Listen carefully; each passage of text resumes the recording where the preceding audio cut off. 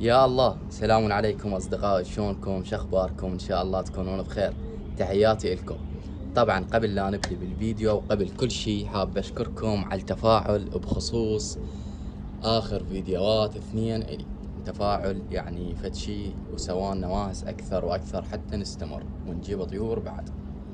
والشغلة الثانية بخصوص التعليقات، طبعا حاب أشكركم على النصائح اللي تقدموها، وبخصوص كل واحد سألني سؤال يعني بالتعليقات إن شاء الله يلقى الجواب بهذا الفيديو وبخدمته. اليوم موعد إن شاء الله نسبح الطيور بخل التفاح حفاظا عليها من القمل ومن الفطريات اللي تطلع برجليها.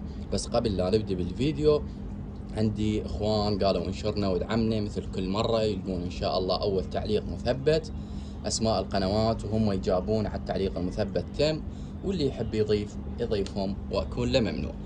اثنين من الاخوان هم طلبوا واذكر اسمهم، من ضمنهم حمودي المغامر بايكر وصادق للتصميم.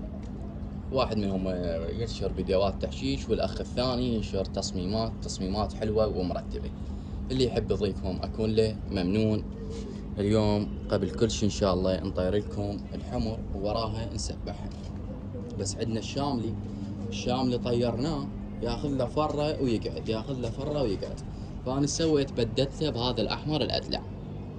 احسن احمر يطير ويان، ولا هو ادلع ما حلو، بس خليه يطير ويان احمر ولا شاملي كبير. والمشكله يقدر يحطه هنا، يعني فرتين ويحطه هنا. علم الطيور تحط، قلت له تعال يلا طلعته جبت بمكان هذا الاحمر الادلع والريشه التاسعه. انا هاي الطيور قدامكم، انا مخاف ذني يكون زين البقيه.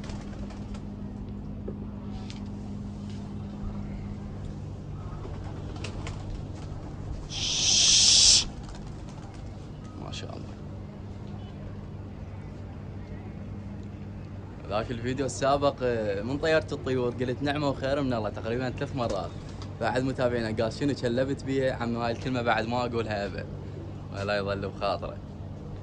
هاي الطيور طبعا صار بيها جنح زين لا بأس به، بس البارحه والله لو تشوفون من طيرتهن قلبوا الدنيا، ماكو واحد ما طير لي، يعني مشكله هاي والله.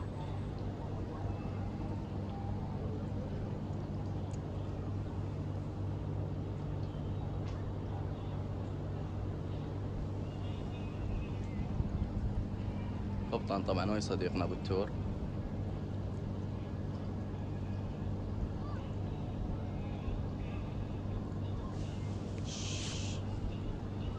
خليني خبطان، انا اريدهن يتقون بعد احسن.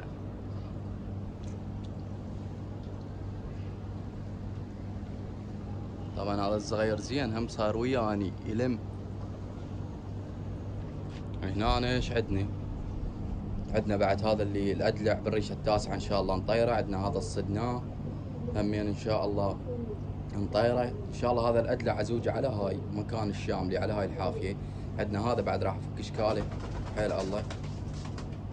عندنا الهنداويه اللي طلبوا واصورها من قريب. هاي الطيره طبعا. هذا الزاجل وذيك طيرتي. قلت لكم ذني اني دايات للزق لا اكثر ولا اقل، مجرد اريدهن يزقن. عندي اذب جواهن فرخات، يعني العفو اذب جواهن بيض، ازرق جواهن ويزقن لي. هذا كل ما في الامر. التور ان شاء الله راح يفرخن يبيضن، العفو يا يفرخن بعد عن 8 بيضات راح يبيضن ان شاء الله. والارافل عندنا اكو بين بيضن.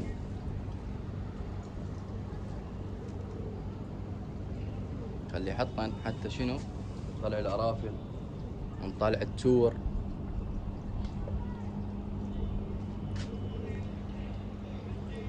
نطلع لكم حتى الحمر الحفاي. اليوم كل هالطيور تسبح لازم حفاظا عليها.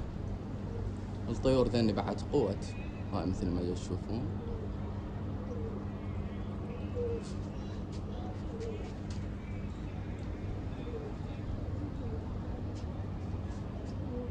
هاي الفرخ هم وياهن ويطلع مشكلة هاي. هسه ياخذ له ان شاء الله اسبوع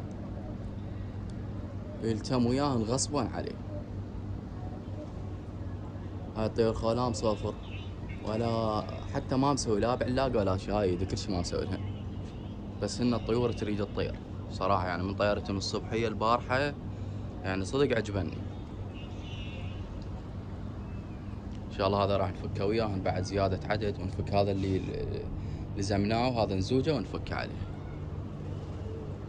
اجيب طواير همين عندي في حلة ما زاوجه.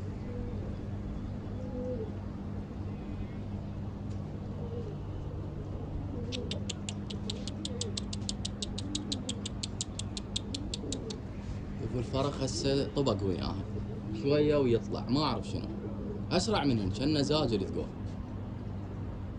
شوف شلون طلع هسه غصبا عليه كم يوم ويطبق وياهن، ما اتوقع ما عليه شي. هسه هو وياهن حاليا، هذا اول واحد طلع. والله مشكلة هذا.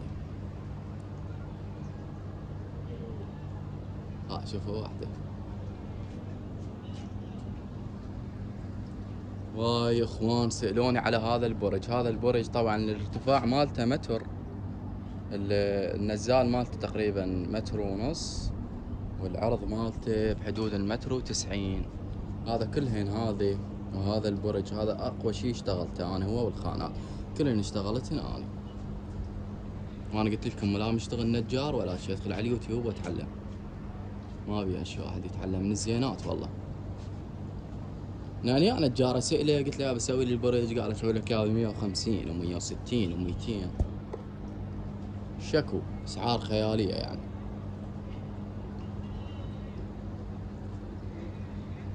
خلي يحطن حتى نطلع لكم الارافل بعد، ونحط لهن المي وخل التفاح.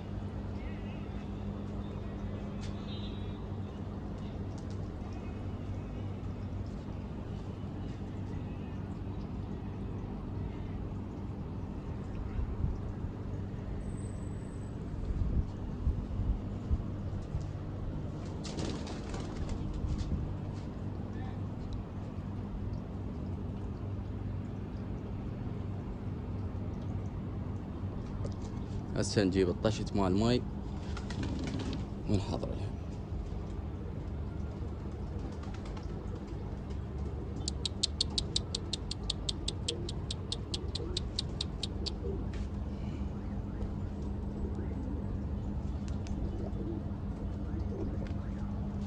يا الله.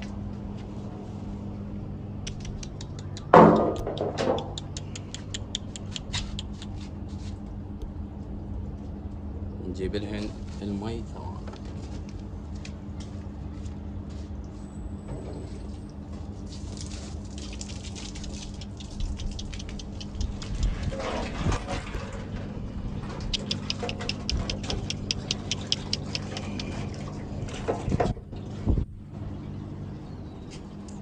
من نطلع الارافل.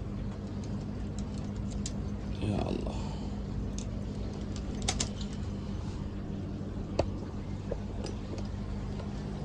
هاي بيضة عندنا، خليها نايم على بيضات. ما شاء الله يا هاي جمالها فد شي يعني.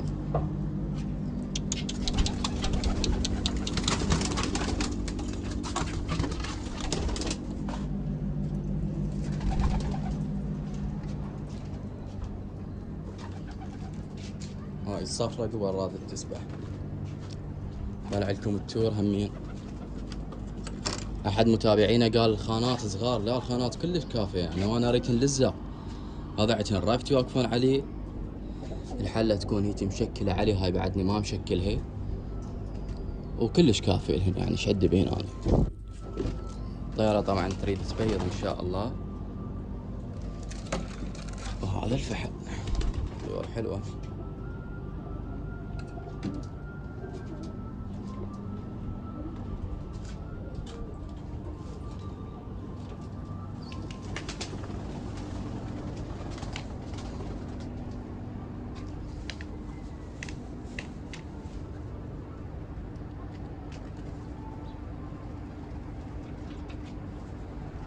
الطيور قدامكم.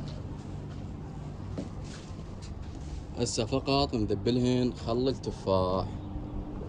طبعا انا صاعد انا مخل التفاح، وقطرة انا عندي طير مرمدع يعني.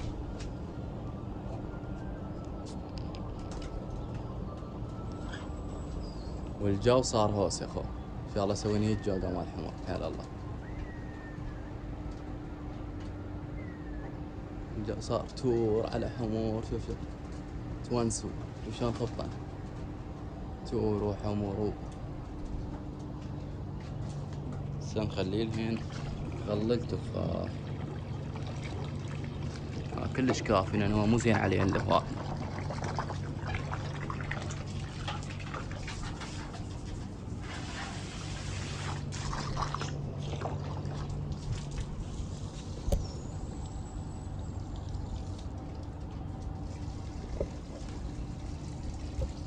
صراحة خلي التصوير عليهن من يسبحن حتى تتونسون أكثر.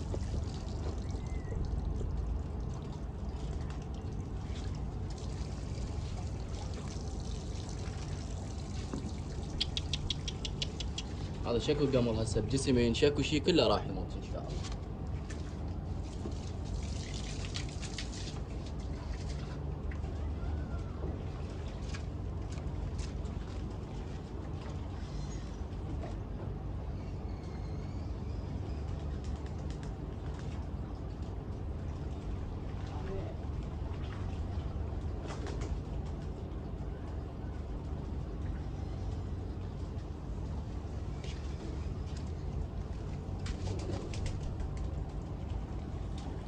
هاي اليوم راح احافظ عليهن ويرتاحن، هاي اهم شي. شغلة ثانية اخوان قالوا قص الطيرة مال زينة.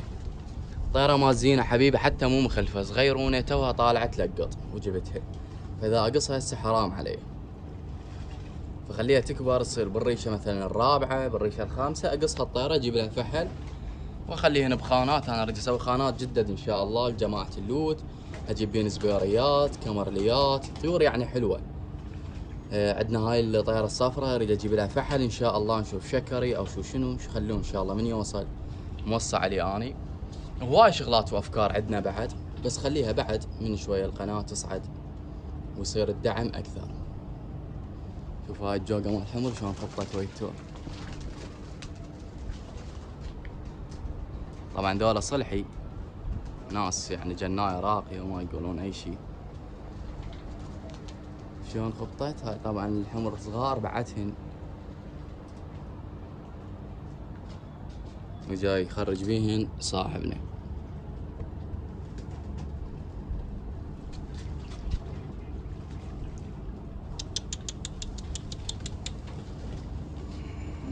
هسه اجني الحمر ان شاء الله همين.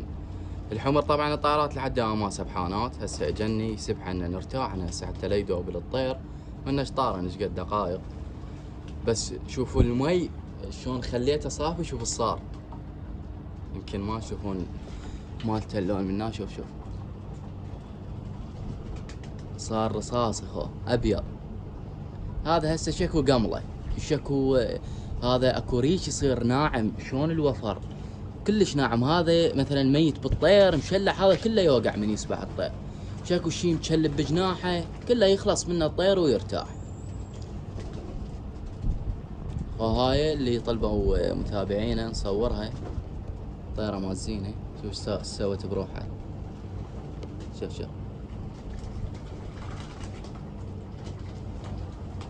صغيرونة كلش بعتي مو بالريشة صغيرة حيل.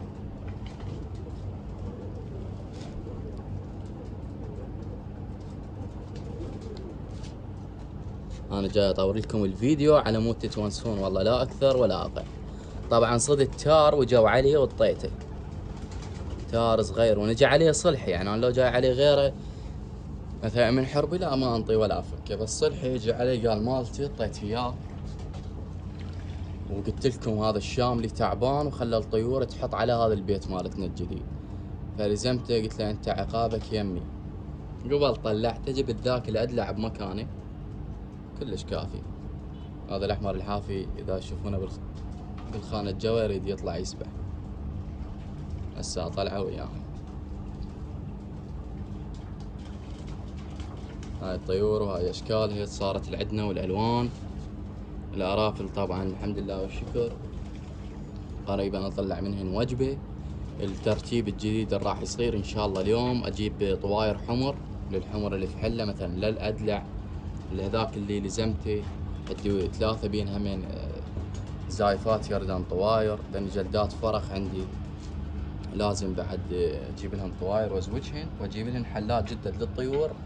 ما راح اجيب حلات العفو، راح اجيب سلات واخليهن بذاك البرج، ارتبهن في الترتيب حلو حتى بعد يزقن. يعني الجو كسر تور نطلع منهن جواهن فرخات ان شاء الله ترتيبات اكثر واكثر. بس قبل لا اختم الفيديو وانهيه، احد متابعينه قال اريد وعد منك تصور لي البغبغاوات والكاسكو وهالامور. والله يا اخوي قلت لك احنا هذا هسه البيت الجاي نبني بيه صفنه، هو بيت اخوي. بيت القديم كانت عنده بغبغاوات وكاسكو واشكال والوان، بس ما بقى ولا اي شيء منهن. على هذا البيت يسوي محمية مرتبة، يعني هناك كانوا مخلين بقفاصة، هنا لا ان شاء الله محمية وشي مرتب. واما اني كان عندي طيور حب وفنادس وكوكتيل غندورة، ماكو شي ما جبته قبل الحمام، وهم كله بعته، وبعت الحمام فترة يعني. طلعت من هنا وهسه ان شاء الله من رجعت هم رجعت اربي حمام، اجيب كوكتيل طير حب. ان شاء الله نونسكم ويانا خطوة بخطوة. تحياتي لكم، اتمنى ينال اعجابكم. لا تنسى الاشتراك والتعليق الحلو واللايك. ربي يحفظكم، مشاهدة ممتعة.